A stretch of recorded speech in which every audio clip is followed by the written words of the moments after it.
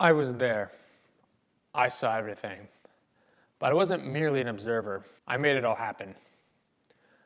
I was a Roman Centurion. I was stationed in Palestine, Jerusalem, in fact. Back in Rome, nobody talked about crucifixions. Most had never seen a crucifixion. We only saved crucifixions for slaves, pirates, murderers, or enemies of the state. Less than human, I told myself. Sometimes not even a single person would come and mourn them. We would just put them on the side of the road outside the city and leave them there as a warning to anyone who came.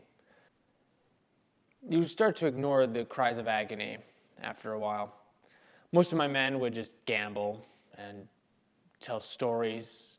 Some even found pleasure in, taunting the criminals, giving them a little bit of wine so they would last a little bit longer. My men never saw me gamble or joke around. It was a job to me. I didn't enjoy it, but it was a job and it had to be done. He came to us bloody already. The local Jewish authorities had already gotten to him, apparently. They said that he was breaking some local religious customs. I didn't follow the story. They just worshipped one God, and they didn't even know what he looked like. Didn't matter to me. So I had my men beat him up. They stripped him, put on an old scarlet robe, made a crown of thorns and a scepter. Marched him around and mockingly said, "All hail the King of the Jews." The strangest thing happened. When we went to nail him to the cross, he looked at everyone. He looked at the man holding his hands and feet. He looked at the man holding the hammers and the nails. He looked at me. He said, "Father, forgive them, for they do not know what they do." I normally command respect and fear amongst people, but not forgiveness. Little did I know at the time that is what I need to hear. Everybody was mocking him. My soldiers, the Jewish authorities, even the criminals beside him dying were mocking him.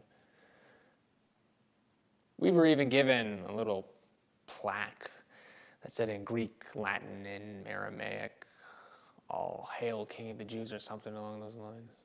Trying to drive home how humiliating it is that this broken man, bloody, beaten, dying on a cross, claimed to be a king.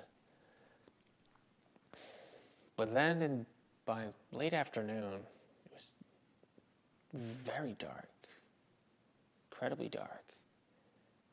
And he cried out, my God, why have you abandoned me?"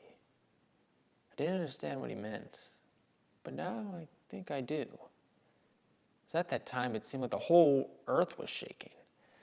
Rocks were splitting, and I thought for a second that the ground would give way underneath me and I'd fall. I looked up at him, and I saw that he wasn't struggling for breath anymore. He had died.